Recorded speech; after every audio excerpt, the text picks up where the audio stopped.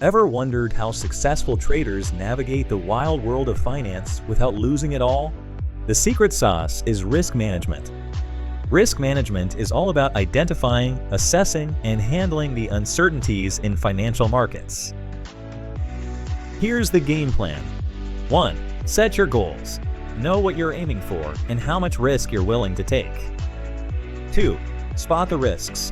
Identify what could go wrong. Market crashes, liquidity issues, you name it. 3. Assess the risks. Figure out how likely these risks are and how big their impacts could be. 4. Plan your moves. Decide how you'll respond. Set stop-loss orders. Diversify your portfolio. Have a strategy. 5. Keep an eye out. Monitor your plan's effectiveness and be ready to adapt. Some popular risk-busting strategies include the 1% rule. Don't risk more than 1% of your capital on a single trade. Stop-loss orders. Automatically exit a trade before losses pile up. Diversification. Don't put all your eggs in one basket. Spread them across assets. Hedging.